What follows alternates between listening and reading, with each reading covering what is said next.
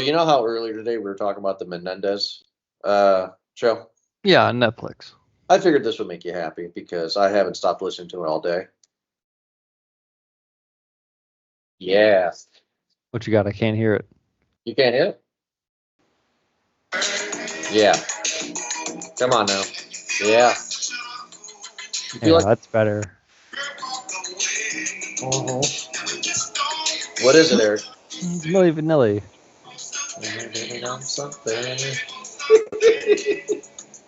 Or I guess it's it's true. Oh, let's blame it on the Yeah. rain. Blaming on the sun.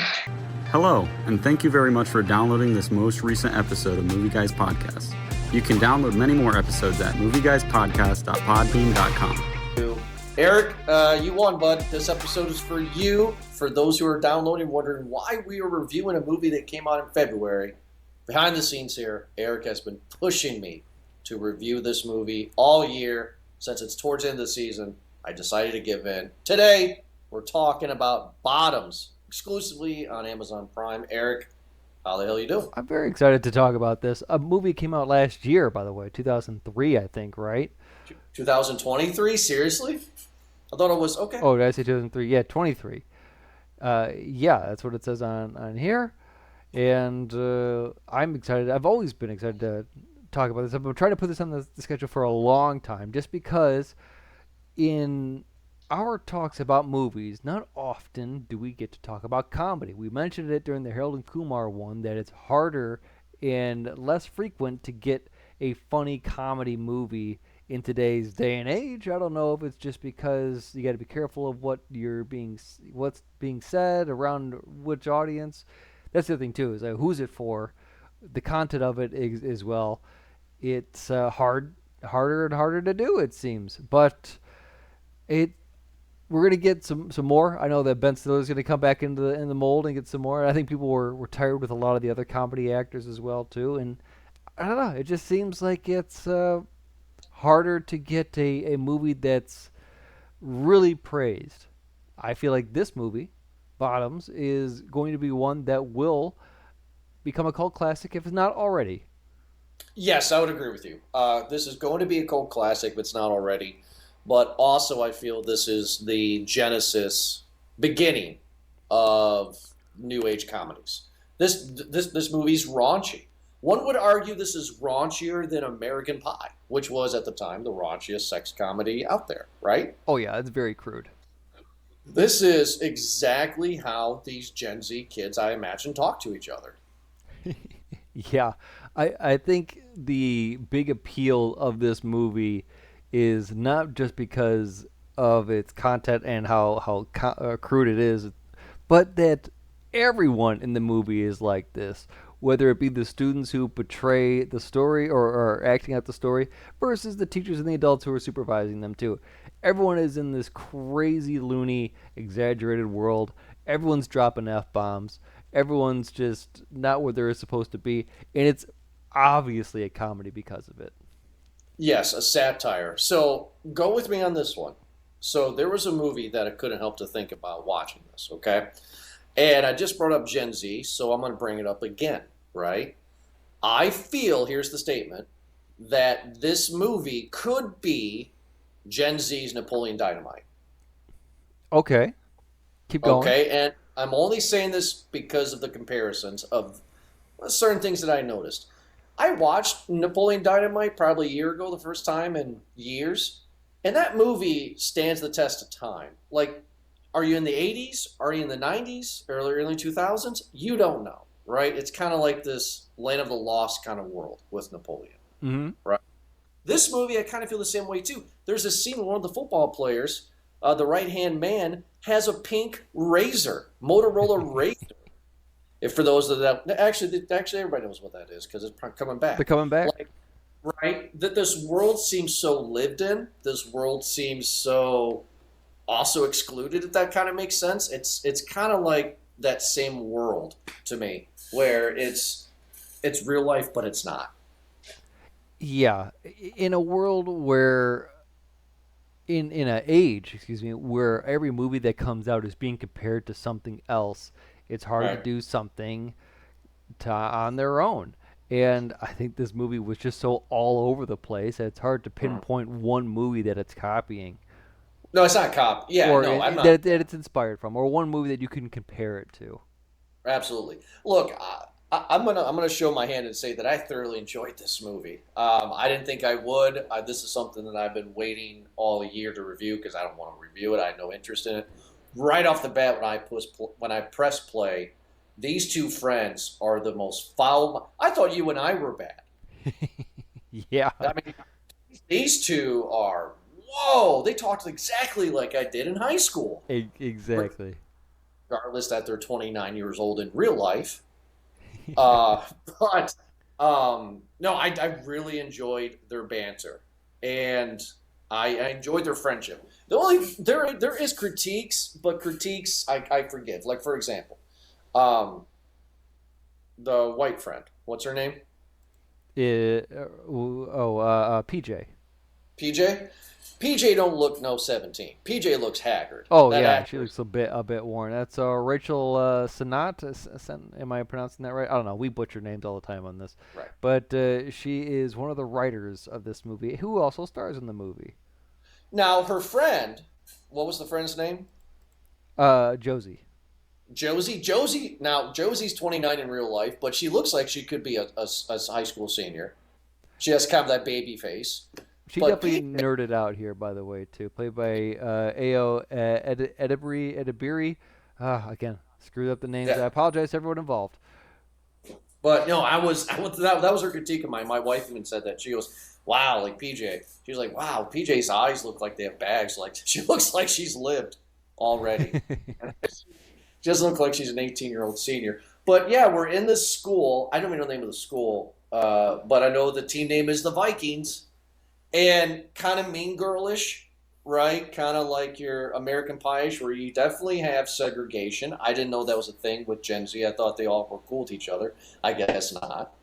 But like you have your jocks, and everybody, and they're like your everyday kids. They're not really losers. PJ and Well, the title of the movie not only suggests kind of the role in a same-sex relationship, where tops and bottoms, but also where they are in the hierarchy of high school popularity. They are at the bottom. They're at the bottom. And they had said already that it's hard enough to be gay in high school, but it sucks when also you're ugly and don't have talent and all this other stuff too. So they're at the bottom. Okay, question on that. Not to get so crazy, but I have a legitimate question. So they were saying that because it's so hard to be gay in high school. Isn't that cool nowadays, though? I mean, like with... I'm not in high school, but I would imagine, honestly, that there might be less, or might be a little bit more forgiving. But come on, man, kids are kids. I guess. I mean, like they have a routine, right? They go to school together, and somebody writes, for context of the show, writes faggot on their locker. 1 and 2. 1 and 2, and then they're just like, "Hey, Chuck," or whatever the janitor's name is. They're like, "Hey, you paint the locker for us here, bud." Like everybody just goes about their life. I love how we don't get any adults at all. We get maybe 2 or 3 adults. Yeah, I think we get 3 adults maybe in this movie that are really just used more for jokes. The principal, the teacher, Mr. G, played by Marshawn Lynch, and the mom, Hazel's mom, who is only there to really just be for the joke. Which one's Hazel? Oh, that's right. Hazel's mom is the one that sleeps with the boyfriend. Yeah. Yeah. Okay. I gotcha. Right off the bat, I don't know if you noticed this, but the girls go to school. They sit down. Marshawn Lynch's class, which is a hilarious statement. And did you see completely like faded in the background in the corner was a kid in a cage, like some player? I'm like, what is with the football player in the cage? I'm so glad it came back in the middle of the movie, but I just found that funny. This is a very, very good satire. You are dealing with somebody who knows how to make a satire. This is not scary movie territory. Yeah, it's so ridiculous, especially like from the announcements too. You hear the principal just announce the craziest stuff who's dropping F-bombs the entire time of it too. And apparently the whole overarching story is that the Viking football team is going up against the rival football team, and it's Who is Beavers? Yeah, the Ferrets. Something. Fighting Ferrets. That's right. And they are preparing for war. This is a 20-year, 50-year rivalry. It keeps on getting more and more the entire time. Yeah. But just like people die. Yeah. It's like we gotta get. They're out to kill us. Literally. We gotta be prepared. So I'm not going to spoil the end, right? But then in the movie, towards the end of the movie, they say, "Oh, the Fighting Ferrets." They literally kill somebody on the team every year. Like that's like a tradition. Yeah. Kind of like the lottery, Exactly. And it's like, I'm just like, is this a sacrifice? And I love the part that they make that statement, and then it's forgotten. Like that's an interesting storyline that they're not going to even pick on, and I like how that's a satire. Yeah, this other rival football team comes here every year and not figuratively, literally kills our people, and we're just cool with it. Yeah, it's the world that they live in, right? It's just amazing to me. Like, I thought it was going to get crazy. Like, when they said this other team, they're scared. I thought they were going to be monsters. I thought it was going to be like, remember Neighborhood Watch when we were expecting to be aliens and all that stuff? Yeah. It thought may as well in this movie, but that's the thing is that I think it has like this nice kind of degree where it knows it can't go above a certain bar and it doesn't go below it. It kind of stays in this realm of silliness the entire time. It keeps that same temperature the entire movie, and that's what's so enjoyable about it. So yeah, the movie opens with the two friends, Josie and PJ, basically getting ready to go to the fair, talking about how basically they just need to get with some girls because they're just trying to get laid. I've heard this before. Yeah, exactly.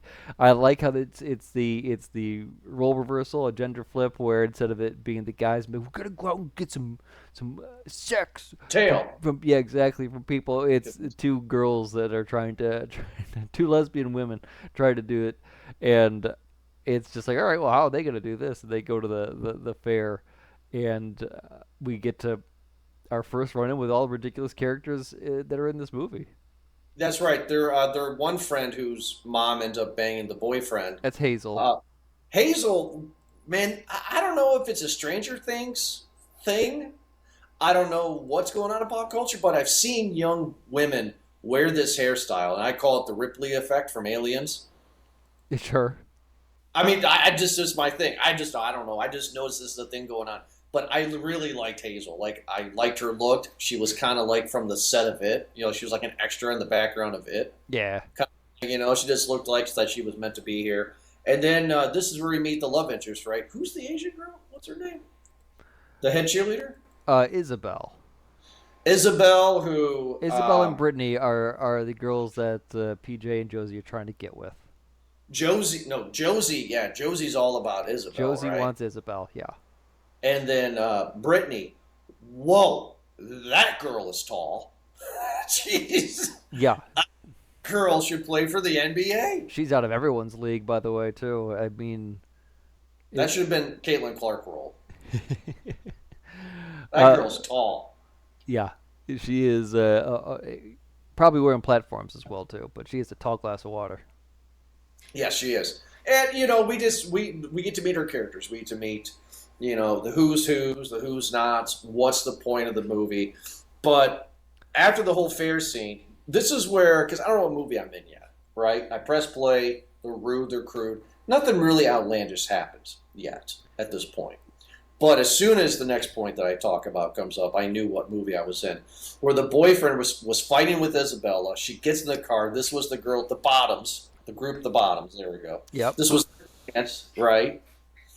And Isabella gets in their car, and instead of going in reverse, which they could have, because we see the background shot, the boyfriend's standing in front of the car to get his girlfriend out, and she barely taps the gas.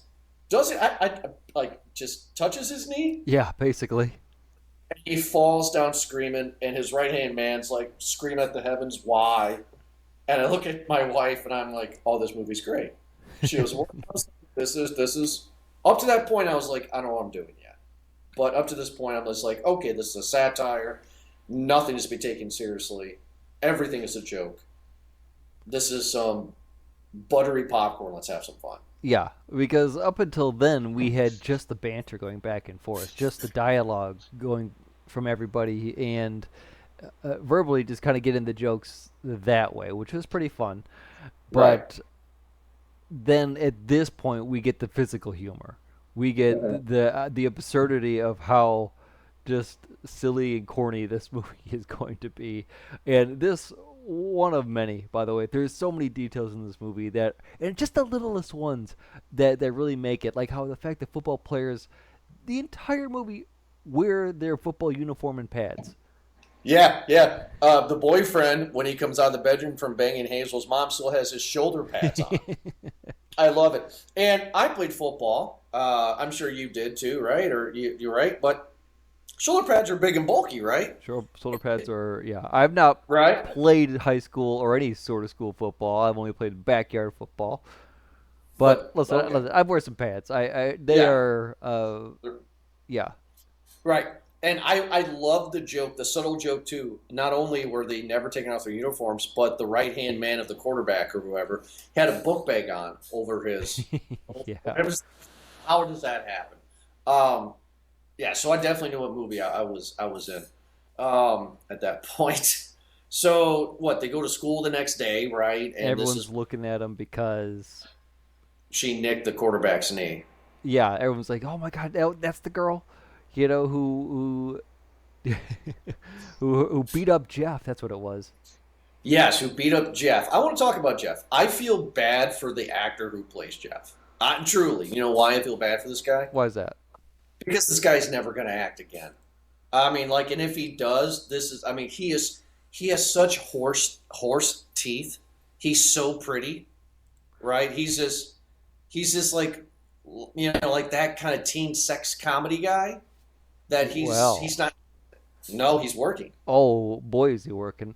But is he doing good stuff? After this movie, he's done a few other things. His more notable work was The Idea of You with Anne Hathaway. He was her opposite in that movie, and Okay. he has a few other movies lined up. Some serious, some action, some silly. Let's see, Three Bags Full, a sheep detective movie. Here we go. He's in Masters of the Universe. He-Man? He plays He-Man. He's not playing He-Man. Yeah. That's a Jason Statham rock role. It says Masters of the Universe, He-Man. He's casted as He-Man, Prince Adam of Eternia.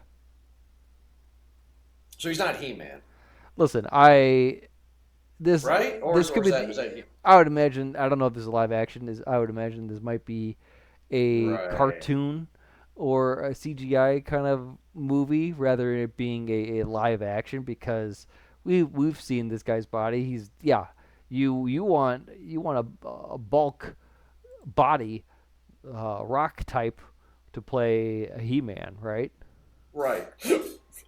I would believe it if Rock grabs the sword and says, "I have the power." This guy's allergic to pineapple. Well, yeah, he's got some odd roles. This anyone in this movie, I don't think this is going to be like their standout kind of movie. They're all really probably going to be known for other things, like Josie, Ao Edibiri. Oh, I screwed up the name. Just stop trying, Whatever. big guy. Josie is probably people will recognize her from this series, The Bear. Oh, she was in The Bear. Okay. And what about PJ? Again, she was in Bodies, Bodies, Bodies. She's in a lot of other random things. She apparently is like friends with Charlie XCX, who was in her music video, who also did the soundtrack for this movie, by the way, too. He's done a lot of other Gen Z kind of movies, whether it be this one or I Used to Be Funny is another one. I believe she just got greenlit for a HBO comedy series that she's writing. If I remember correctly. I forgot. I need to read it up. But yeah, there's she's in a movie coming out next year called Holland, Michigan. All right, I can't wait to see what that one's all about. But she's working. They're working. They're working. I'm sure that this one, I really do feel like the Rachel, the girl who plays PJ, that we're going to see a lot more of her in the future. A writer actress like this that could do something like this, I think that she's a talent, and I think she's got a future. Yeah, I do too. Like I enjoyed the again the satire of this. So the girls, there's a lie that's going around the school that the girls spent the summer in juvie. Yeah, this was in the opening of the fair when Hazel was just like, "Oh, so what have you guys been up to?" And they sarcastically, which again, this is a part of that satire, right? Where any sort of sarcasm that they say is taken seriously. Right. And yeah, that's how it got around. That yeah, exactly. That they spent the summer in juvie. And it gets outlandish every time they have to tell the story, to the point to where they're going to start a female empowering club, which, correct me if I'm wrong, is just again in the pants of Brittany and Isabella, right? Well, this was kind of an improvised thing because they beat up Jeff or injured Jeff because of this thing, who's on crutches, and that's that's pretty funny. He doesn't know how to use crutches. Still in uniform, by the way. Always in uniform. Always in we only uniform. see him out of uniform once. Yeah, and they go down to the principal's office, and he's about to expel them both. And they said, well, no, that they were just practicing for their self-defense club. And that's just kind of what they winged it, just to kind of stay in school. And then PJ has the idea, they're like, oh, yeah, no, we could start this club, and then we could, think about it. We could get more girls in here. We could, get that heat going. We can kind of bodies all up on each other, and we can get it. And we can get it. And they're not chasing tail; they're chasing beaver. Yeah. I'm sorry, that was disgusting and gross. I felt gross saying that. Listen, compared to what is said in this movie, it is pretty tame. I guess I just felt gross. I'm pushing 40. I shouldn't be saying stuff like that. Sorry, I retract. Yeah, that's fun for a Naked Gun movie, maybe not for not bottoms. Not for me. Not for me looking like this in the shirt that I'm wearing. I feel like I have a white van after saying that statement. So let's just move on. Let's talk about my favorite actor in this movie. Let's talk about Marshawn Lynch. How has this happened? How is Marshawn Lynch amazing in this movie? How and why? Yeah. Apparently, he was intrigued because he is an ally. His sister is a part of the community, a part of the I guess I don't know if it's if she's queer or if she's a lesbian, but he's basically a big supporter of this, and he was, I think, originally unsure about taking this role, but here it is. They ended up taking it as a way to regret the mishandling of his younger sister coming out to him in high school. So he did this to really show that he is with her, his sister. Oh, okay. Well, hey, that's admirable, because I don't think his character didn't seem like he cared. His character seemed like the rest of the adults didn't care, just for aloof. Larf, if you will, sorry. And he improvised most of his lines, as what IMDb says. I believe it, because the guy's not an actor, right? And that's kind of good for this role. Like he's like a gym coach, but he's not a gym coach. He's just this teacher that's there. This is, you could tell, definitely one of those comedy movies where they had what was written down on script. They got the take, and then it was like, hey, we're going to do 10 more of you just riffing. Right. Yeah, because they did the bloopers of the movie, too, and he's doing his crazy jokes, too. And I thoroughly enjoyed him. Y'all I really are did. faking for the bacon. This is beyond me. Right. I kind of wish, though, that this role would have been, Keegan for substitute teacher. That would have been. Oh, that would have been funny. I was actually hoping that the principal would have been more of a name, and just because, again, these are characters, right? These are not any some sort of person who's trying to play a serious role. Every person in this movie is playing a a character, a wild character, and they're just Right. having fun with it. Yeah, I totally agree. Like that's why I really enjoyed him in this movie. So they're going to start an all-girl fight club, and they're trying to act tough. Marshawn Lynch is there, and PJ starts pushing one of the girls, and Marshawn's like, "Hey, I don't think we should do this." That's the only time he questioned anything, and it literally becomes a girl fight club. They meet up at the gym after school every day, and they go to town. They punch, they push, they Yep. wrestle. They start beating each other up and start fighting. This is like a good 15 minutes of the movie. Like this is for theft from scenes of Fight Club, but that's okay because it's satire. Yeah, yeah, and then it's just the scenes of all these girls coming to school with like bruises and cuts on all over their face and just really bloodied and beaten up, and they're just Nobody cares. yeah, nobody's questioning. They're just kind of all having fun with it. And the only reason why it was concerning is because Tim, Jeff's right-hand man, is concerned that the ladies' fight club is taking away attention from his girlfriend from Jeff. He's like, hey, Jeff needs to be needs his attention, okay? And just making sure that you're not taking up too much of Isabella's time there. I thought it was for another reason. I thought because Isabel. didn't he confront them and say that you're taking the fire away from the football team or something like that too as well? Like, Oh, is that what it was? Either way, I thought that's what it was. Was it Jeff or was it the football team? I thought maybe that he leaned into that. Yeah, he's Okay. overprotective and confirms that PJ. Oh, well, maybe it's not doing too well on the Wikipedia here, but yeah. I thought it was. Listen, either one Doesn't matter. both ridiculous, and it's works. Right, it works. It is what it is. Again, they're still in uniform, and these girls just beat each other up. I'm loving it. We get the rules. I don't remember the rules, but of course, when she said the first rule, and my wife says, "We don't talk about it," and she didn't say it. No, it's on time. It's be here on time. Be here right? on time. The door shut at 3:15, right? And she's acting all tough, and then she was like, "The door shut at 3:15. That's it." Then Isabel and Brittany show up. Isabel or Isabel? It doesn't matter. Isabel. I think it's funny in this part too because before they showed up, they had the first fight club, which ended up with Josie punching PJ. Then they got the sponsor for Mr. G because they needed him a teacher to sign off on it to be an advisor.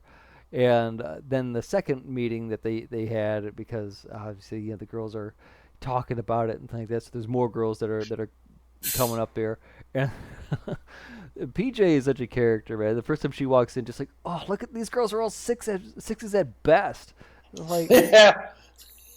I just because that's again totally a guy thing for That's high school. But like, oh, look at these uggos here. I mean, I guess that one girl's okay. Is cute. She takes off her hat and her braces, but Which one? The Avril Lavigne looking girl?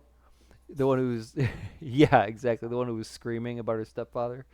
Yes, kill it. And you know what? I am really glad that this movie has happened. And the reason why I say that is because I mean, like, this is a very taboo subject for modern America, kind of, right? I mean, we're going to have a movie about lesbians trying to get laid. Like, this has disaster written all over it, because box office flop, yeah, it's cool, but hey, it's kind of taboo. We don't want that. Men are the one of the predators, not other women. We can't see this, but I'm glad that they didn't play it that way. What I'm trying to say. I'm trying to say that I'm glad that they did it satire because it made the movie, I don't know, not less threatening. That's a terrible word. But, like, it made the movie, I don't know, finish it for me. I don't know. Like, I'm trying to say that I enjoyed for what they were doing. Like, I enjoyed how PJ talking like a stereotypical high school boy. You know what I mean? Like, I just enjoyed Yeah, these.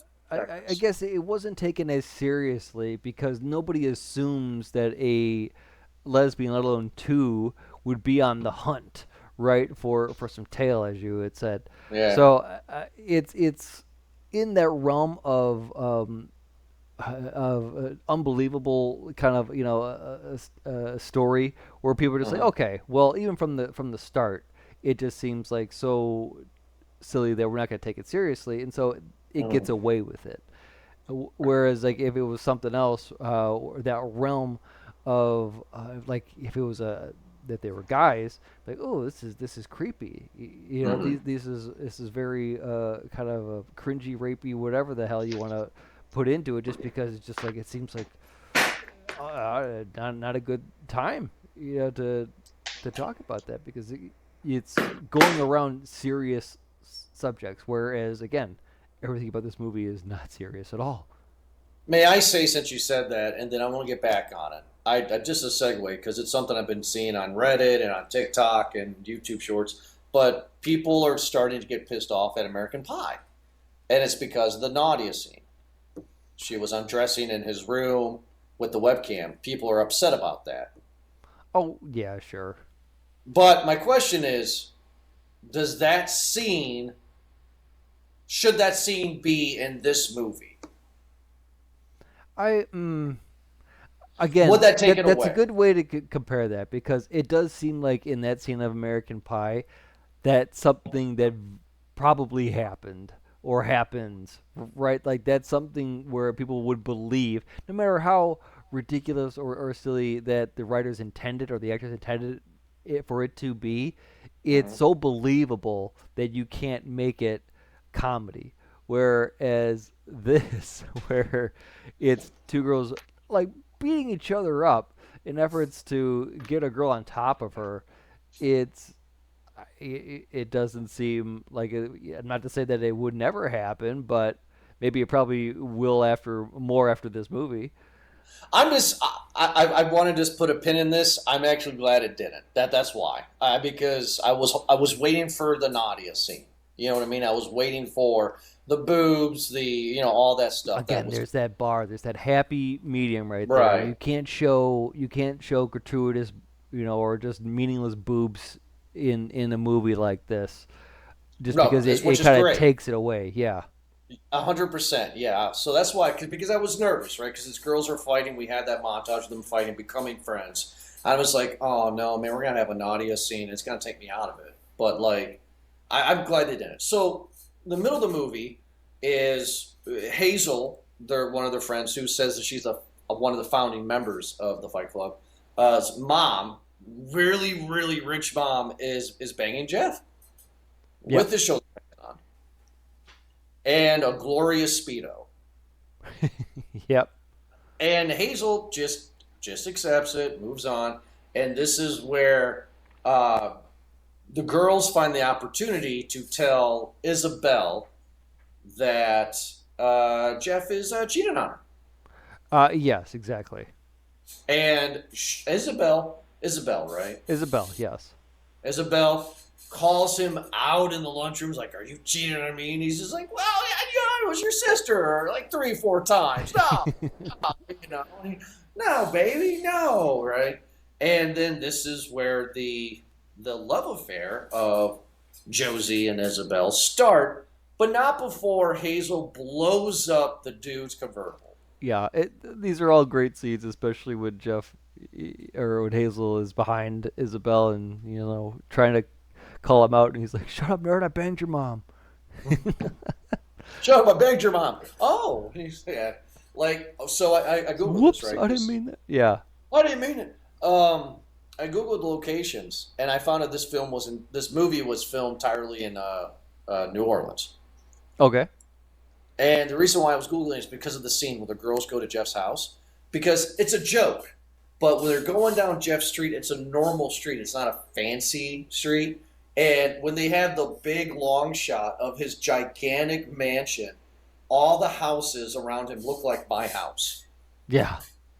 Which I just found that to be absolutely hilarious. Hazel goes into the car, does a bomb, blows up the car. He eventually sees it. No parents, no cops. Blows up the car. Hilarious. Loved it. Yeah, the girls are going back into school, and they are the cream of the crop. They are popular. They got friends. Josie's just finger gunning. Hey you, hey all right, hey how's it going? How's it going? And they're just at the top of their game. But this is where Tim really starts to get on their case, and she's like, I don't think you two went to juvie at all, and I'm gonna blow the lid off of your little lie here. Which he does at the pep rally. Yeah, then they go to the pep rally. Yeah, we also need to talk about the other girl, who was also the cheerleader. Stella Rebecca is her name.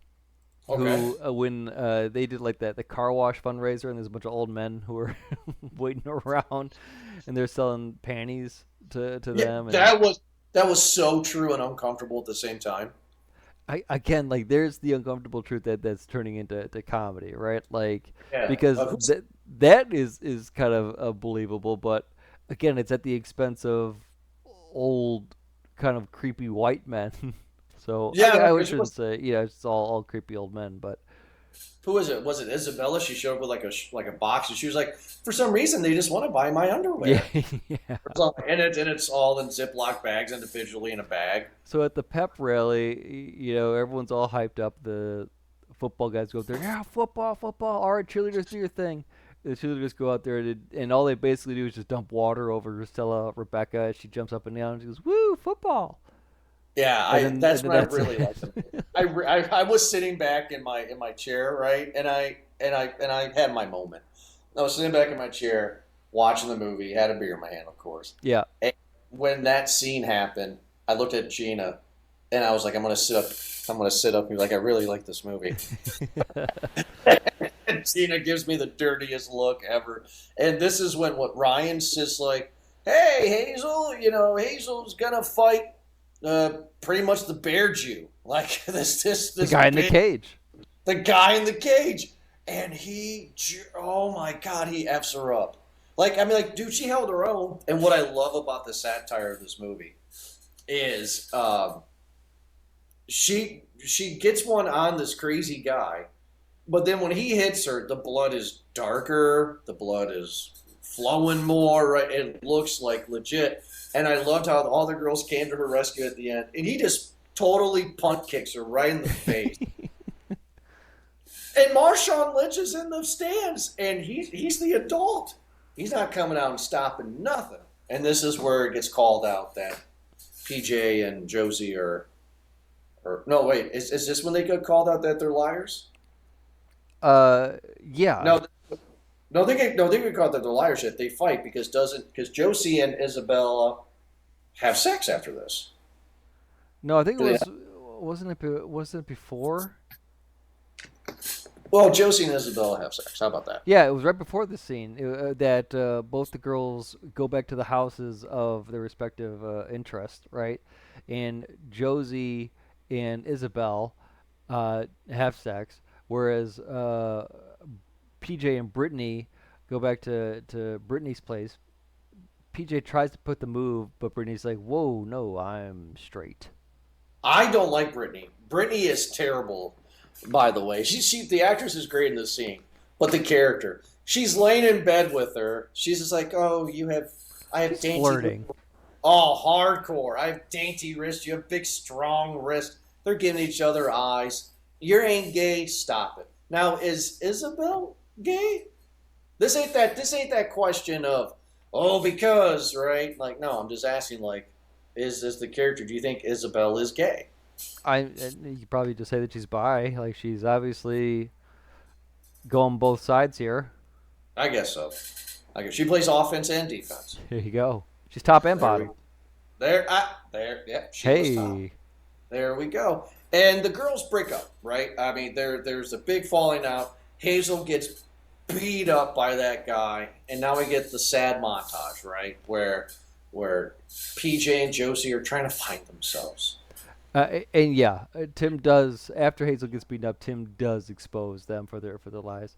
And this is one of my favorite scenes, is when Mr. G, everyone leaves the pep rally, and then Marshawn Lynch comes down and basically it's just like, he's not a feminist anymore. Yeah.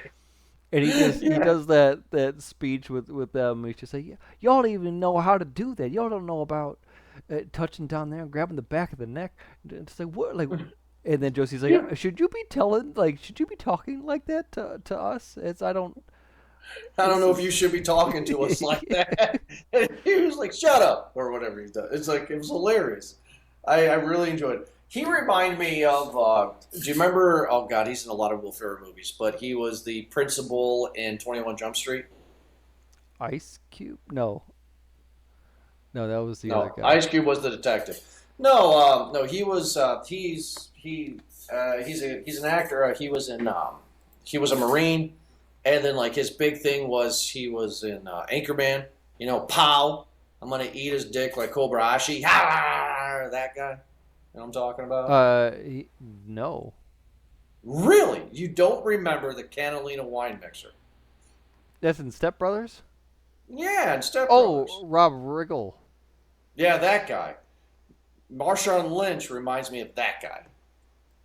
Oh, geez. As far as the way their delivery is? He reminded me just of that principal in 21 Jump Street, just like talking to kids like he shouldn't be talking to the kids, but he's also an adult, and just their cadence, the deliverance. It's like, what are you doing? Put your tongue back in your mouth. Exactly. Like he's saying it in the most serious tone, but everything that he's saying is the dumbest and inappropriate stuff that you ever heard. You're just like, what? Exactly. Sorry, everybody, on that one. We went down the rabbit hole on that. No, because this is where comedy shines the most, and I think who was it? Oh, it was Bryan Cranston when he was talking about on the set of Malcolm in the Middle. When he says that the trick to comedy and the reason why some comedy works, a lot of comedy works and a lot of comedy doesn't, is that if you read the script and you go into a scene trying to be funny, you probably will not be funny on camera. But if you go into a scene like he did when he played Hal in Malcolm in the Middle and try to play it seriously, or try to really you focus on kind of either the words, if there was to heighten a certain kind of inflect in a certain part of the sentence, or to animate yourself in a certain way and play it straight, then that's funny. That's where you're gonna get it, and that's where someone like all these characters shine. Josie does the same thing too, where she's kind of befuddled, and it works because sometimes that she'll say the stuff and she freaks out. Mm-hmm. So this is towards the end of the movie, where the girls get their friendship back, and after they get their friendship back, they go to the game, because the big game they're playing against the Fighting Ferrets, and I believe Diesel sets a bomb out by a tree, and they know that somebody is going to get sacrificed, somebody's going to get killed by the Fighting Ferrets, and we find out, which is a great joke, that Jeff was allergic to pineapple. That's when Ryan was like, "Are you trying to kill Jeff?" And Jeff cusses at the cafeteria lady. He's like, "Eat dicks," or something like that, which is hilarious.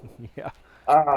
But then the Fighting Ferrets put pineapple juice in the sprinkler system and not water.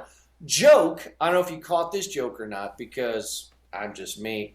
But when they were fighting and the camera was close to the turf, it was turf. It wasn't grass. Which is kind of the funny part to me, because it was turf and they have a sprinkler system on with turf, which is absolutely hilarious. And I cannot believe that they had a sprinkler system with turf.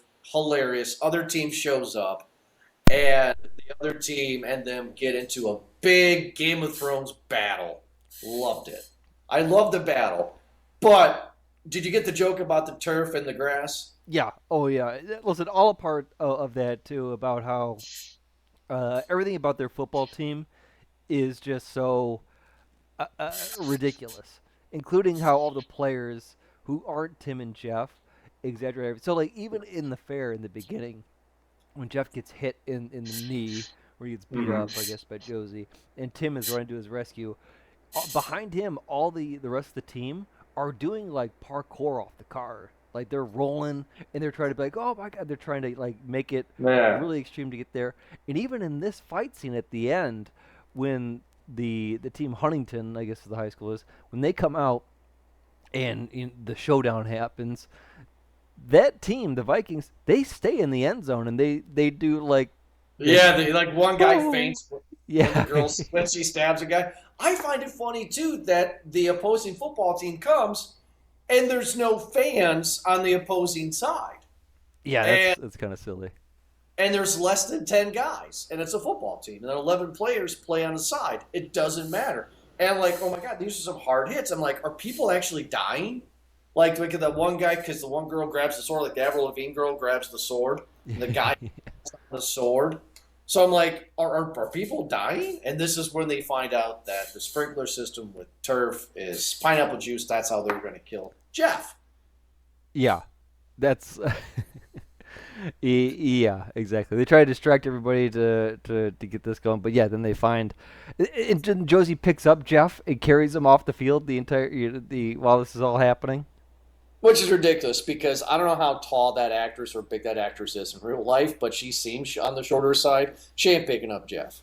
Oh, no, of course not, but so that makes it funny too, especially with those pads. Yeah, I love it. And then he tries to kiss her when she saves him too. He's like, no, She's like, no. It gets bad. And this is where we get the big tree explosion at the end. And now everybody's cool.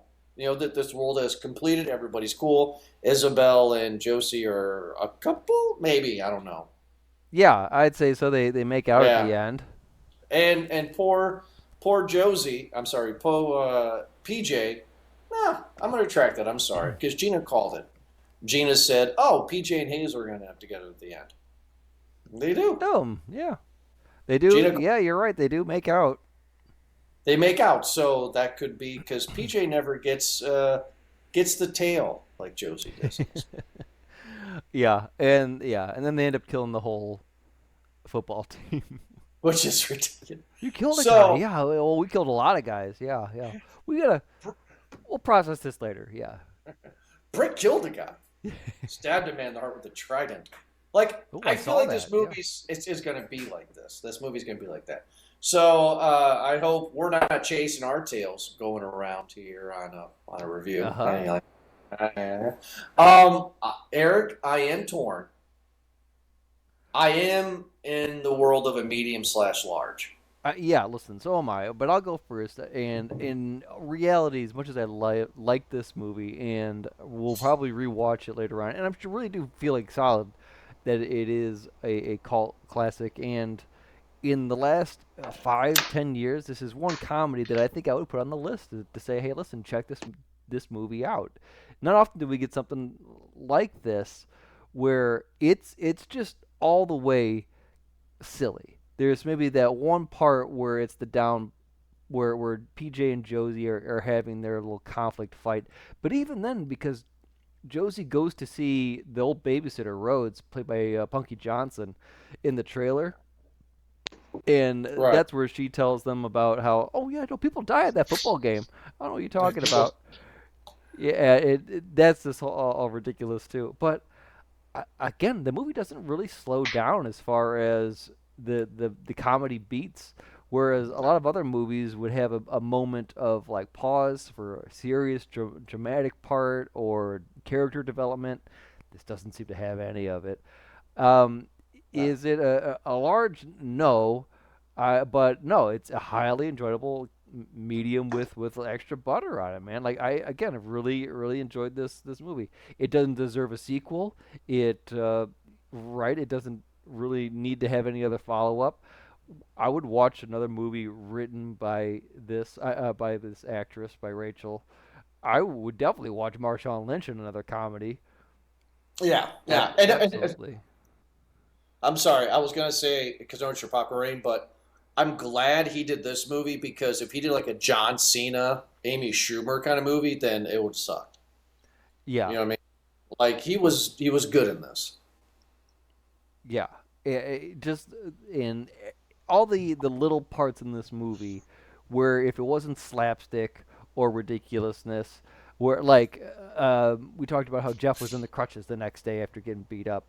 And then it has a part where PJ, Josie, and Hazel are at the bleachers talking about formulating their plan a bit more how to do this Fight Club, and in the background it has the football players practicing, and then Jeff just walking onto the field and he just throws the crutches and he just kind of struts around like, oh yeah, I'm back to normal, kind of a thing. Hilarious. So all these like little details in this movie, or even like these one-liners that they say later on, I think are great.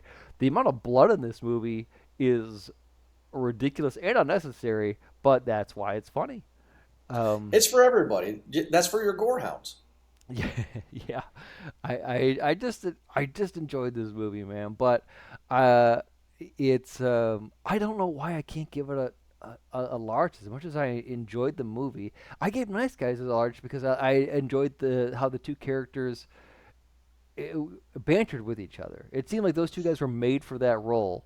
Where these two, the high school friends, it's why? It's because I think with Nice Guys, I feel like with those two guys, I could see them going and continuing their adventures, right? Whereas these two, I feel like their friendship and their story is limited to this movie. I don't know. I mean, the sequel would be college and some antics in college. Well, I'll tell you what, if they can make it work, if they can make a sequel work, then I maybe would be interested. But I feel like you can't make lightning strike twice. Sure. And I feel like at that part, if you make a sequel, you're stretching the joke a bit too further, or a bit too far than when you need it to be. Which is why they're not making a Happy Birthday to Me 2. I mean 3. Sure. Right, because the joke kind of fell. Because remember when you watched Happy the Death first Day or whatever? I'm sorry, yeah. You remember Happy Death Day was you? Ed was part of the show. Ed, we praised that first movie. We were so excited for the sequel. Yeah. And then the sequel kind of fell flat because it was the same joke. Yeah. And which is kind of what I'm afraid of this movie would be. Exactly. So, yeah, I give it a solid medium. I would recommend this movie. I recommended it to you. I put it on the list for a while. And yeah, it is tough because as much as I do want to give it a large, I feel like my laughs were more of like just a chuckle and not like stitches in my side. Fair enough. I mean, for me, I'm giving it a medium because even though I personally love this movie, I'm also thinking of, general audiences and people that may listen to the show. I mean, this movie's not for everybody. So, but this movie is, give me a medium bag of popcorn, milk duds with butter. You know what I mean? Oh, yeah. With milk. Like, I want sugary treats. This is what I want. This movie is 90 funny. minutes. Yeah, this is a perfect satire. This is better than Naked Gun and Loaded Weapons and all that. You know what I mean? Like, this is good. I feel like it's teetering on like not another teen movie territory. Yeah, no, because I actually watched that. That's on, I think it's on Hulu or something. I watched it recently, like half the movie to kind of remember my childhood. And that movie knows that it's satire, and the actors know they're in a satire, which makes it kind of Naked Gunny. Okay, okay. This movie, the characters don't know they're in a satire. Right, right. It plays differently. It's not because it's not a parody. Right. It's not just, what was the scene in another teen movie that was, about how you have the foreign exchange student, but she's naked. Like, that's like slap your knee chuckles. This movie, I think, is more educated than that. You know what I mean? Like, this movie, I think, has some weight to it. But I say check it out. I mean, like, if you're a fan of comedies, if you don't have a problem with the subject material, I think it's hilarious. I think it's really fun. And if you're a football fan, if you want to see Marshawn Lynch ham it up, yeah, watch that. He's hilarious. Well, I'm glad that you enjoyed this movie. I'm glad. I would imagine that Gina maybe enjoyed it as well, or Gina did enjoy it. So yeah, I showed her the trailer. I was like, I gotta watch this tonight, and she was like, I'm kind of interested. I was like, you the Catholic girl? All right, let's go, bud. Let's go. Yeah. Yeah. So we thoroughly enjoyed it, and yeah. So medium bag for me, medium bag for you. And only a few more episodes left to go in the season, so I wanted to close it out before the end of the season. But so there you go. Got it. Hell yeah. I'm glad we got to put in the schedule there. Got it. All right. Well, Eric, thanks so much for joining me. Everybody, thanks so much for going to movieguyspodcast.podbean.com, wherever you get your podcast from here on.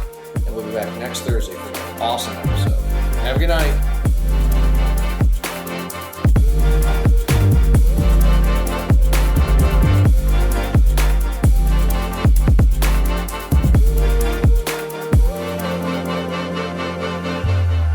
Name the 5 oldest teams in the NFL.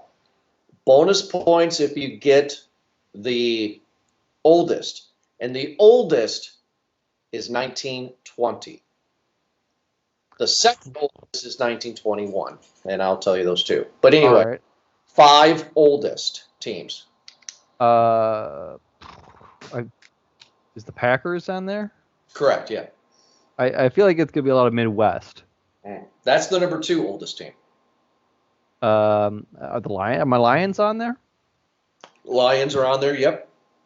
They are number 3, I believe. No, number 4. They're number 4 oldest team. How about, I was going to say Steelers? Yeah, you would think, right? But no. No, okay. Bears. You would think. Yes. They are number 3. Okay, so 3 of the NFC North then, huh? 3 of the NFC North. So you got 2 more. 2 more. Isn't that Eagles? crazy? No, that's a hell of a guess, too. You know what I thought when I got asked this question? I thought the Jets was original. I was going to go with the New York team. I was going to flip the Jets or Giants. Which one are you going to go with, Jets or Giants? Well, I'm going to go Giants now that you said you thought Jets. Giants is the 5th oldest team. Okay. This one is going to blow your mind, and I even Googled it too, but I Googled it. It's true. This was 1920. The Packers were 21. What did I guess so far? I said Packers, Bears, Lions, and the Giants, right? Giants. Okay, 21. I feel like it's got to be, is it the Browns? It's not. You would think that. Yeah, I thought that maybe again, I'm sticking with Midwest. I feel like that's a safe bet. It's not the Bengals then. No. Damn. Okay. You got some lifelines. Okay, I'll use a lifeline. NFC. Mm-hmm. Because remember, before the NFL and AFL merged, right? The NFL is always the OG league, right? Yes, of course. So that's why I was stupid when I thought the Jets, because the Jets are AFC, they were AFL.